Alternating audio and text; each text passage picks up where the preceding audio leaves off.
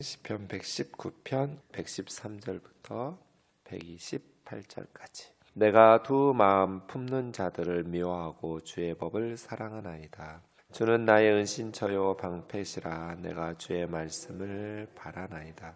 너희 행악자들이여 나를 떠날지어다. 나는 내 하나님의 계명들을 지키리로다. 주의 말씀대로 나를 붙들어 살게 하시고 내 소망이 부끄럽지 않게 하소서.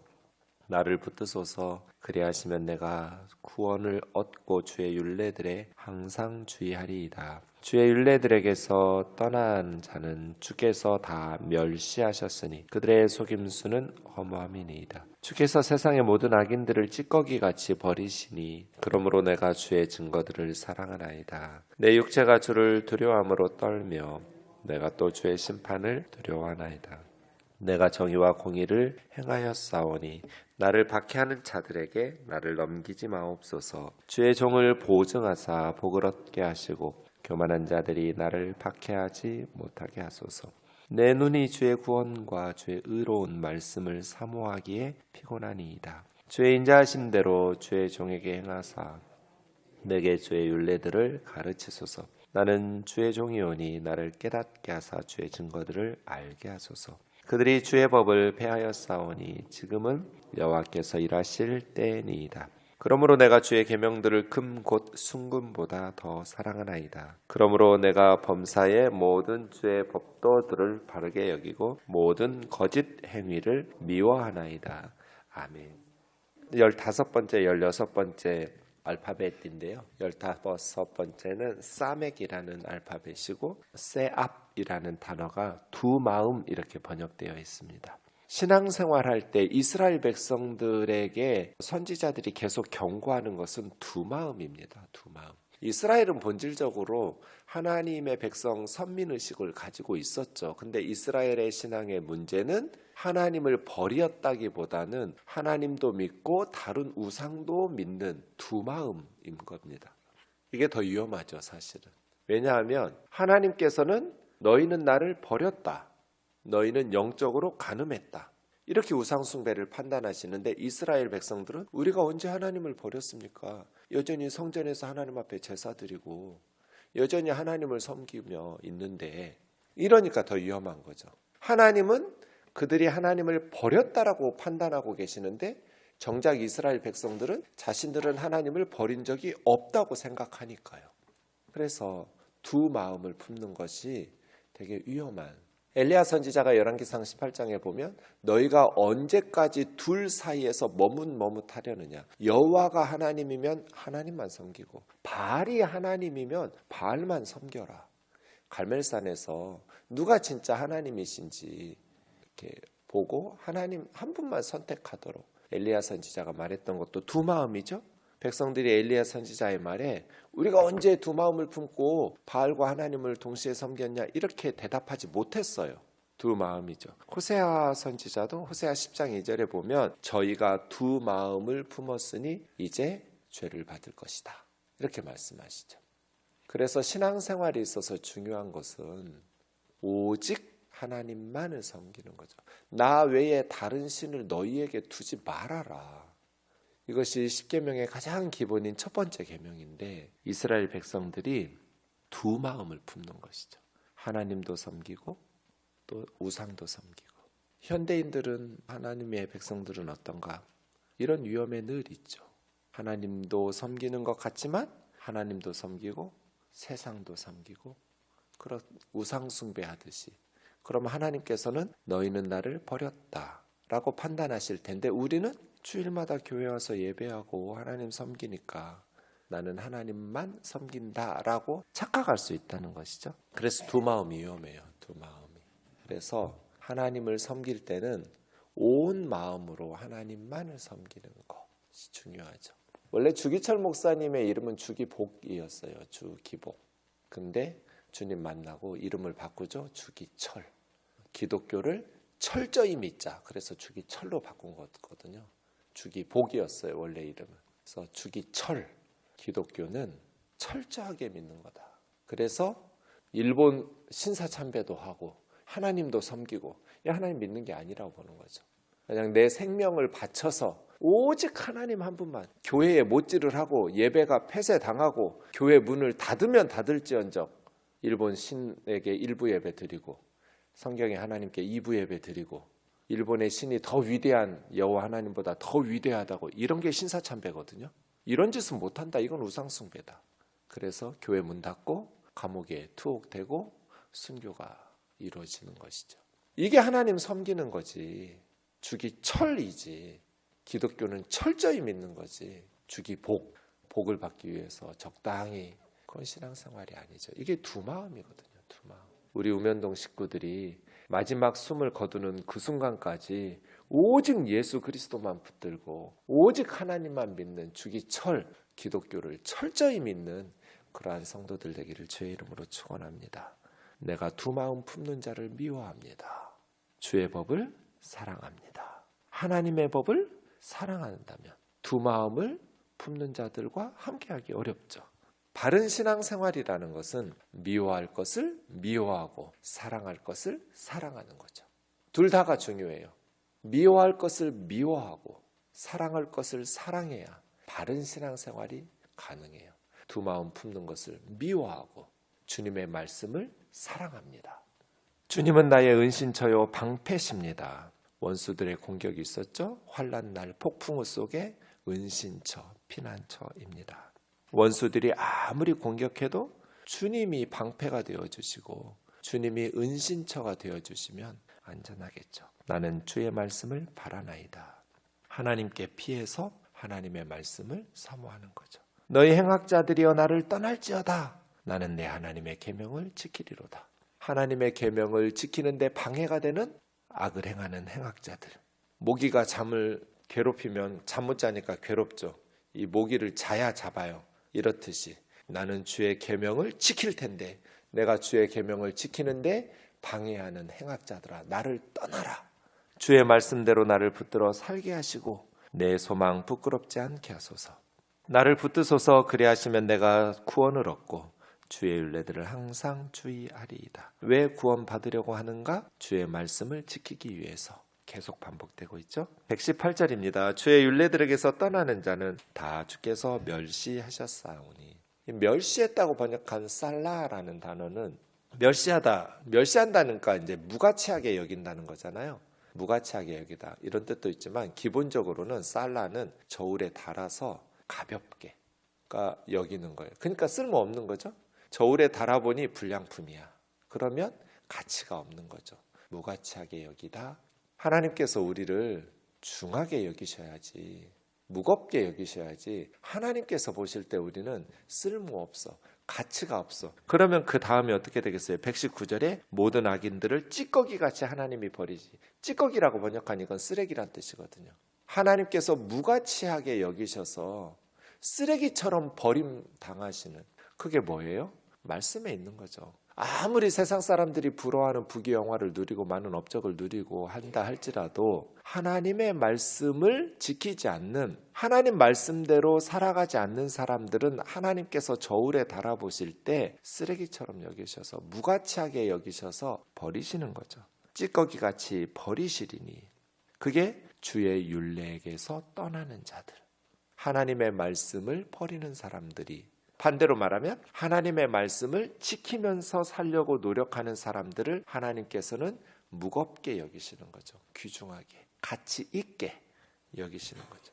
그래서 그들의 속임수는 허무합니다. 아무리 세상에서 성공한 것처럼 보이지만 그건 다 속임수라는 거예요. 스스로를 속여요. 내가 많은 업적을 이루었으니 나의 지식과 나의 명예와 나의 권세와 학벌과 외모와 이런 것들을 갖추었으니 사람들이 부러워하니까 내가 대단히 가치 있다고 여기기 쉽지만 스스로 속였다는 거예요.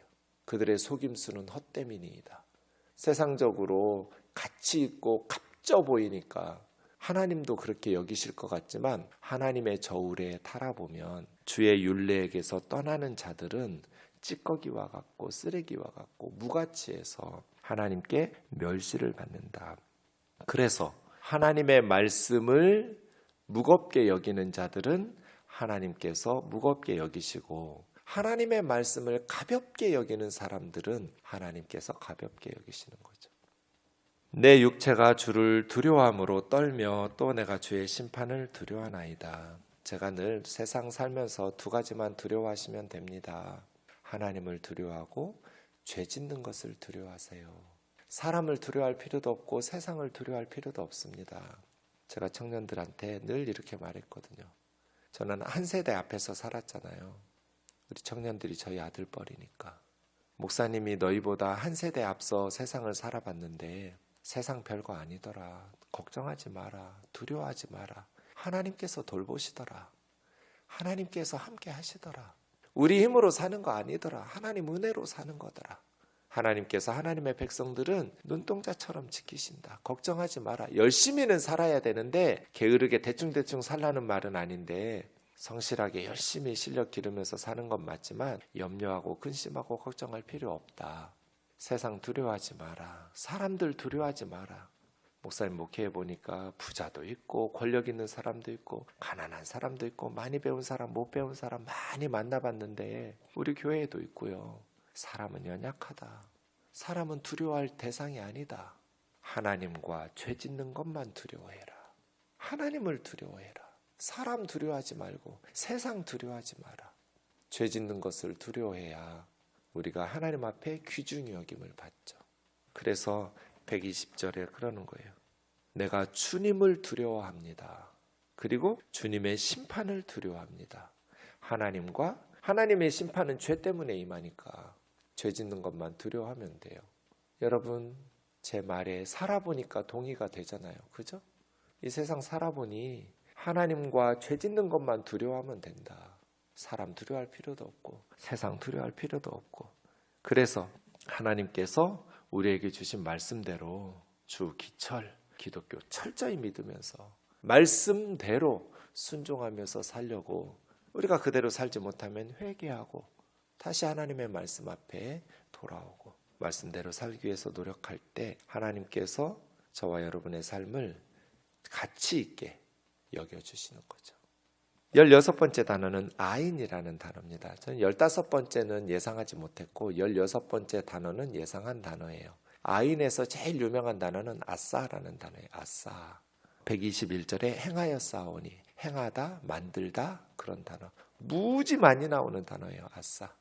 창세기 1장부터 하나님이 만드실 때, 행하실 때 또 이건 준수하다, 지키다 이런 뜻도 있어요. 성경에 아주 다양하게 많이 사용하는 영어로 get 같은 단어예요. 행하여 싸우니 아주 많이 사용되는. 근데 저는 121절을 예상하지 않았고 124절 같은 걸 예상했었어요. 주의 인자하심으로 주의 종에게 행하사. 이게 아싸에 어울릴 줄 알고 예상하고 봤는데 121절이더라고요. 정의와 공의를 행하여 싸우니. 미시파트 체닥하죠. 나를 박해하는 자들에게서 나를 넘기지 마옵소서. 그러니까 여러분 하나님께서 우리를 원수에게 넘기셔야 우리가 죽는 거지 하나님의 뜻이 아니면 참새 한 마리도 안 떨어져요. 그래서 이렇게 기도하는 거예요. 내가 정의와 공의를 행하여 싸우니 나를 원수들에게 넘기지 마옵소서. 하나님께서 원수들에게 넘기시면 나라가 망하고 시인도 죽는 거겠죠. 나를 박해하는 원수들은 정의와 공의를 행하지 않으니까 하나님의 정의와 공의를 행하는 자를 하나님께서 기적처럼 구원하셔야 후대들이 또 믿음 없는 사람들이 보고 살아계신 하나님을 인정하게 되겠죠. 주의 종을 보증하사 복을 얻게 하시고 복을 주신다고 보증하라는 거죠. 교만한 자들이 나를 박해하지 못하게 하소서. 내 눈이 주의 구원과 주의 의로운 말씀을 사모하기에 피곤합니다. 내 눈이 주님의 구원, 주님의 의로우신 말씀을 사모합니다. 그래서 기다리느라고 피곤합니다. 피곤하다고 번역된 것은 칼라, 소멸되다, 죽어가다, 사라지다. 내 눈이 시력을 잃고 있습니다. 죽어가고 있습니다. 소멸되고 있습니다. 주의 인자하심대로 주의 종에게 행하사 주의 율례들을 가르치소서. 주일에 이제 119편 33절부터 40절까지 말씀을 묵상할 텐데요. 하나님의 말씀을 어떻게 대해야 되는가 말씀의 3종 세트가 나와요. 이 124절과 125절에도 비슷하게 나와요. 첫 번째, 가르치소서. 하나님의 말씀은 가르쳐 주세요, 성령님. 두 번째, 나는 주의 종이오니 나를 깨닫게 하소서. 세 번째, 주의 증거들을 알게 하소서. 이렇게 세 가지입니다. 주님의 말씀을 가르쳐 달라는 것은 무슨 뜻인지 정확하게 알려달라는 거죠. 성령님께서 우리의 선생님이 되셔서 하나님의 말씀을 가르쳐 주세요. 가르쳐 주시는 건 머리로 가르쳐 준다면 깨닫게 하는 건 이제 마음으로 깨닫는 거거든요. 통찰력이에요. 나는 주의 종이오니, 이 말은 무슨 뜻이에요? 주인이 종은 책임져야 된다는 뜻이에요. 주님이 저의 주인이시니까 이 종에게 주인이신 주님께서 책임지셔야죠. 그래서 깨닫게 해주셔야죠. 세 번째는 주의 증거들을 알게 해주십시오.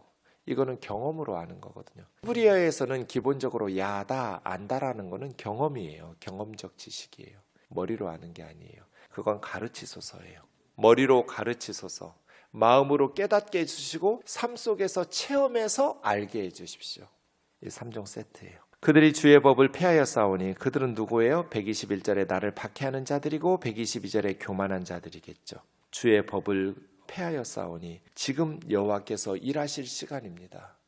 지금 하나님의 법을 폐하려고 하는 자들이 득세하고 있습니다. 이단의 교주들이, 이단에 빠진 자들이, 하나님의 법을 폐하는 자들이, 이만희를 보혜사 성령이라 하고 장길자를 하나님 어머니라고 하는 자들이 성도들을 미혹하면서 주의 법을 폐하여 싸우니 지금 여호와께서 일하실 때입니다.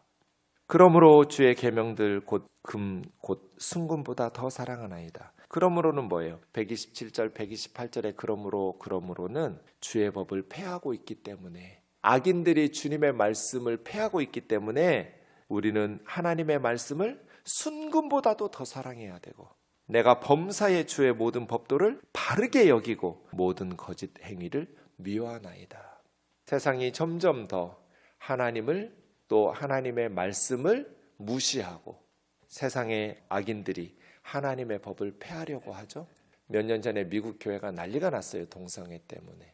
이제 그것이 한국 교회에 곧 불어닥칠 거예요. 그리고 우리 사회에도, 기독교 안에, 교회 안에서도 동성애 이제 목사가 등장할 것이고, 그것에 대해서 동조하는 자들이 나타날 것이고, 하나님의 말씀에 죄라고 했지만 사람들은 하나님의 법을 폐하려고 하고, 그렇게 이 사회를, 하나님의 말씀을 무시하고 자기 생각과 인간적인 판단을 더 중시하면서 무너뜨리려고 할 때 성도들은 어떻게 해야 되는가? 하나님의 말씀을 순금보다도 더 사랑하고 하나님의 바른 법도를, 하나님의 말씀을 바르게 여기면서 모든 거짓 행위들을 미워하고 하나님의 말씀에 더 철저하게 그렇게 살아가야겠죠. 언제나 세상은 세계관의 전쟁이에요. 세계관의 전쟁. 하나님의 말씀, 절대 가치를 부정하고 사람들마다 자기의 상대주의적인 윤리 판단을 가지고 각각 자기 소견에 옳은 대로 행하는 사사시대와 같이, 그렇게 이 세상이 그냥 자기만 좋으면 그만인 세상 속에서 살아가려는 사람들이 점점 많아지고 있는 이 세계관의 전쟁에서 우리는 더욱더 하나님의 말씀을 순금보다도 더 사랑하고 하나님의 법도를 바르게 여기고 거짓 행위들을 미워하면서 하나님이 우리를 통해서 이루실 거룩한 말씀대로 살다 보면 반드시 하나님은 한국교회에 기회를 주실 거거든요. 때가 되면 세상의 죄악 가운데서 살던 이들이 그것에 허무함을 느끼고 거짓됨을 깨닫고, 그럼 어디 바른 길이 있나 하고 돌아보면서, 아, 기독교인들은 저렇게 반듯하게 살아왔구나. 로마 제국이 성적으로 동성애로, 유아 성행위로 타락했을 때 자기는 그렇게 성적으로 난잡하지만 배우자는 성적으로 난잡한 배우자하고 만나고 싶지 않을 거잖아요. 그런데 로마 제국이 다 그렇게 무너졌어요. 타락했어요. 그런데 가만히 보니 크리스찬들은 순결해요. 그래서 반강제적으로 귀족들과 왕족들이 로마 황실에서 크리스찬들과 결혼을 했어요. 그렇게 세월이 흘렀어요. 한 세대, 두 세대 흘렀어요. 그리스도인들이 왕실에 들어가서, 귀족의 집에 들어가서 어떻게 하겠어요? 예수님 앞에 기도하면서 성령의 능력을 구하면서, 아이들 임신하면 뱃속에서부터 안수기도 해가면서 그리스도인으로 만들었겠죠. 그렇게 사회가 무르익었을 때 콘스탄틴 1세가 기독교를 인정하게 된 거지. 사회가 그렇게 기독교가 여전히 힘을 얻지 못하고 있을 때 로마 제국이 어떻게 기독교를 인정하고 국교가 됐겠어요. 결정적 역할을 한 것이 교회가 세상을 닮지 않고 하나님의 말씀을 순금보다도 더 중요하게 여기면서 윤리적으로 반듯하게 살았던 거예요. 저는 한국교회가 그렇게 하나님의 말씀을 순금보다도 소중히 여기면서 바르게 여기고 악한 행위를 미워하면서 살아가면 기회를 주신다. 세상의 동성애나 온갖 악하고 상대주의적인 가치관에 빠진 사람들이 공허하고 허무하게 참 진리를 찾아서 헤맬 때 이단이나 거짓된 것들이 아니라 교회를 향해서 다시 발걸음을 참된 성령의 역사와 진리의 그러한 역사들을 맛보려고 올 거다. 그러려면 그리스도인들이 하나님의 말씀대로 세상에게 적당히 타협하면 세상 사람들이 교회로 오는 게 아니고요. 그렇게 와봐야 의미도 없어요. 두 마음을 품고 교회에 모이는 많은 숫자가 무슨 영광이 돼요, 하나님께. 바르게 하나님의 말씀대로 순종하면서 살아갈 때 하나님께서 반드시 한국교회에 기회를 주실 것이다. 세상 사람들을 살리는 유일한 복음이 성경에 있고 세상 사람들의 인생을 해결할 수 있는 유일한 해결책이 오직 예수 그리스도에게 있잖아요. 이 생명의 복음을 성도들이 그리고 교회가 바르게 순금보다도 더 사랑하면서 하나님의 말씀대로 살아내기만 한다면 로마 제국을 변화시켰던 것처럼 대한민국을 변화시키고 온 열방에 복음을 전하는 선교 한국으로 쓰임 받을 것이다. 세상 사람들이 어떻게 살든지 우리는 어려서부터 열심히 선교지에 보내고 열심히 성경 가르치고 UMD 탐험대 하면서 말씀 암송시키고 성경 가르치고 하면서 말씀으로 두 마음 품지 말고 주기철 기독교를 철저히 믿으면서 신앙생활을 반듯하게 바르게 해나간다면 하나님께서 우리를 통해서 이 땅을 새롭게 하실 줄로 믿습니다.